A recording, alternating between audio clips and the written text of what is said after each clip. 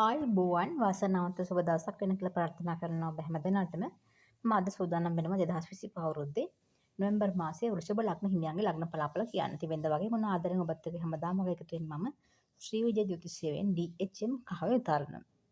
මම අද කතා කරන්නේ වෘෂභ ලග්න හිමියන්ගේ ලග්න පලාපල. ඉතින් ඔබට පුළුවන් මේ වැඩසටහන අවසන් වෙනකන් ඇහුවොත් මම සඳහන් කරන්න ඉතාම කෙටියෙන් ඔබට අවශ්‍ය වැදගත් කරුණු කාරණා ටික පමණයි. ඒක නිසා එහෙම අහගෙන ඉඳලා ඔබ ඔබේ ලග්නය ගැන හොඳ අවබෝධයක් ලබා ගන්න.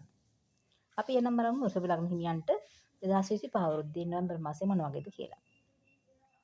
වෘෂභ ලග්න හිමියන්ට මේ නොවැම්බර් මාසය කියලා කියන්නේ තරමක කාර්යබහුල මාසයක්. ඉතින් මේ මාසෙදී වැඩ කටයුතු අධික වෙන්න පුළුවන්. වැඩිපුර වෙහෙස මහන්සි වෙලා වැඩ කටයුතු කරන්න සිද්ධ වෙන කාලයක්. ඒක නිසා රැකියාවක් කරත් ව්‍යාපාරයක් කරත් වෙනදට වඩා මහන්සි වී කැප වෙලා වැඩ කරන්න සිද්ධ වෙන කාලයක්. ඉතින් ඒක නිසා මේ කාල සීමාවෙදී ගතට දැනෙන මහන්සිය වෙහෙස ගැන අමතක කරලා තමන්ට අදාළ කාර්ය ඉතාම හොඳින් ඉෂ්ට කරන්න ඔය බලා ගන්න. මොකද පොඩ්ඩක් ඔබට කම්මැලි ගති මතුවෙන්න පුළුවන්කම තියෙනවා සමහර අවස්ථාවලදී. ඒ ගැන ඔබ තේරුම් අරගන්න. මේ කාලෙදී තමන්ගේ වැඩ කටයුතු සාර්ථක කරනවා වගේම තමන්ගේ දැනුම අනිත් අයට බෙදලා දෙන්න පුළුවන්. තමන් රැකියාවක් වශයෙන් ගුරු වෘත්තිය වගේ ශ්‍රේෂ්ඨ නිලයින කෙනෙක් නම් ඔබට පුළුවන් ඒ තුලින් තවත් ඔබගේ දියුණුව වැඩි දියුණු කරගන්න. ඒ වගේම මේ කාලෙදී ආර්ථික රැකියාව දියුණු වෙනවා, ව්‍යාපාර කටයුතු දියුණු වෙනවා. වෙනදට වඩා උනන්දු උත්සාහය කියන එකත් ඇති වෙන්න පුළුවන් මේ කාලෙදී. නමුත් යම්කිසි අවස්ථාවල් වලදී ඔබට අධික කේන්ති යන එක, කෝපය කියන එක පාලනය කරගන්න බැරි වෙන්න පුළුවන්. ඒක නිසා මේ දේවල් ගැන ඔබ අවධානය යොමු කළ යුතුමයි. මොකද තමන්ගේ අරමුණු ජය ගන්න අවශ්‍ය නම් කේන්තිය කියන එක පස්සේ කළා.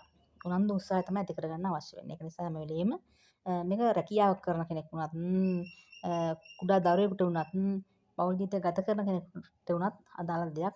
මොකද මේක ඉතාම වැදගත් කාරණාවක්. ඒක නිසා මේ කේන්තිය යම් ඔබගේ බොහෝ දේවල් ඔබට අහිමි වෙන්න පුළුවන්. තරහකාරයෝ ඒ වගේම හිතවත්කම් තියෙන අය ඔබෙන් ඈත් වෙන්න පුළුවන්. කරන දේවල් අසාර්ථක වෙන්න පුළුවන්කම තියෙන නිසා ඒ ගැන අවධානය යොමු කරන්න. ඉතින් විවාහ ජීවිතය ගත කරන අයටත් එලෙසමයි. විවාහ ජීවිතය ඉතා හොඳින් ගත කරන්න පුළුවන්කම තිබ්බට එකපාරට කඩා වැටෙන තමන්ගේ ජීවිතේ එන බාධක නිසා ප්‍රශ්නයක් නිසා පවුලේ අසමගිය මතුවෙන්න පුළුවන්කම තියෙනවා. ඉතින් මේක තමන්ගේ දරුවෙක් නිසා වෙන්න පුළුවන්. නැත්නම් අහල පහල කෙනෙක් නිසා වෙන්න පුළුවන්. කොයි ආකාරයෙන් හරි මේ වගේ ගැටලුවක් මතුවෙන්න පුළුවන්කම තියෙන නිසා මේවා ඔබට කියන්නේ ඒ දේවල් කලින්ම දැන කියාගෙන වළක්ව ගන්න. ඒක නිසා ඒක ගැන අවධානය යොමු කරන්න. ඉතින් සෞඛ්‍ය ගැන කතා කරොත් එහෙම සෞඛ්‍ය ගැටලුත් ඔබට පැන නගින මේ කාල සීමාවදී ඉතින් සෞඛ්‍ය තත්ත්වය යහපත් කරගන්න විශේෂයෙන්ම නිරෝගීකම ගැන අවධානය යොමු කරලා කටයුතු කරන්න. මේ කාලෙදී ඔබගේ ව්‍යාපාර රැකියා මේ හැම දෙයක්ම ඇත්තටම වැඩි දියුණුවටපත් වෙන්නේ ඔබ ගත කරන දසාව. විශේෂයෙන්ම රාහු කියන ග්‍රහයා 10 වෙනි ස්ථානයේ ගමන් කරන නිසා ඔබට වෙනදට වඩා ඇවිදිලි සහගත දේවල් වලට සම්බන්ධ වෙන්න ඉඩකඩ තියෙන දේ වගේම ඒවා වැඩි දියුණු කරගන්න පුළුවන්. අහම්බෙන් ලැබෙන දෙයක්, අහම්බෙන් ලැබෙන මුදලක් ඔබගේ අතටපත් වෙන්න පුළුවන්කම තියෙනවා. මේ දේවල් හැමදේම ඔබට ලැබීමට නම් ඔබ ඉවසීමෙන් ඒ වගේම කරන කියන දේවල් හරියට ඉටු කරන්න, වගකීමෙන් ඉටු කරන්න මේ දේවල් ඔබට පහසුවෙන් ළඟා කරගන්න හැකියාව ලැබේවිද. ඉතින් මේ දේවල් වලින් විශේෂයෙන්ම අධ්‍යාපන ලබන දරුවෙක් නම් ඉගෙනීම් කටයුතු සාර්ථක වෙන කාලයක්. ඉගෙනීමෙන් හොඳ ඵල ප්‍රයෝජන ලබා ගන්න පුළුවන්. උසස් අධ්‍යාපන වල නෙළලා ඉන්න දරුවන්ට, තරඟ විභාග වලට ඉදිරිපත් වෙන දරුවන්ටත් අධ්‍යාපනය ජය ගන්න පුළුවන් කාලයක්. ඒ වගේම තමයි ප්‍රාථමික අධ්‍යාපනය.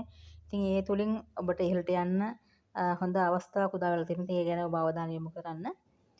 මේ කාලෙදී ඔබගේ අධ්‍යාපන කටයුතු වගේම ආර්ථික කටයුතු, තමන්ගේ පෞල් ජීවිතය, ගෘහ ජීවිතය මේ හැම දෙයක් ගැනම හරිහැටි කළමනාකරණය කරගෙන කටයුතු කරොත් ඔබට ජයග්‍රහණය ලබා ගන්න ඉතාම පහසු වෙයි.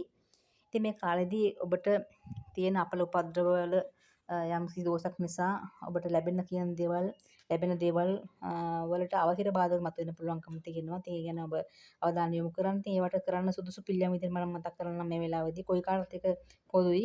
අපල වලින් වැළකෙන්න නම් ඔබ කරන්න ඕන එකම දෙයයි ඔබට පුළුවන් නිතර පින්දහම් කරන්න. ඉතින් පින්දහම් කරද්දී ඔබට තියෙන ශනික කෝපය, ආවේගය කියන දේවල් පාලනය වෙලා ඔබගේ පෙර පින මතුවෙන්න පුළුවන්. ඉතින් මේ දේවල් එක්ක ඔබගේ වැඩ කටයුතු සාර්ථක වෙන්න පුළුවන් වගේම දියුණු වෙන්න පුළුවන්. ඒක නිසා මේ මාසේ ජයග්‍රහණ අවශ්‍ය නම් ඔබට පුළුවන් කම්මැලිකම් පස්සේ කළා උනන්දු උත්සාහය ඇති කරගෙන ආවේගය පාලනය කරගෙන තමන්ගේ වැඩ කටයුතු වලින් හෙළෙන්න. ඉතින් ඒ විදිහට ඔබට සතුටින් ගත කරන්න මේ මාසය අවස්ථාව කරගන්න පුළුවන්. ඉතින් මම අද කතා කරේ වෘෂභ ලග්න හිමියන්ගේ 2025 අවුරුද්දේ නොවැම්බර් මාසයේ ලග්න පලාපල. ඉතින් ඔබට පුළුවන් දිගට මගේ නාලිකාවත් රැඳලා ඉන්න. මගේ නාලිකාව සබ්ස්ක්‍රයිබ් කරලා තියාගන්න. ඒ වගේම ලයික් කරන්න. වගේ වටිනා අදහස් දෙනම් පහලින් කමෙන්ට් එකක් විදිහට සඳහන් කරන්න. මෙතෙක් වෙලා මගේ වැඩසටහනට සවන් දුන්නට ඔබ සෑම දෙනාටම බොහොමත්ම ස්තුතියි.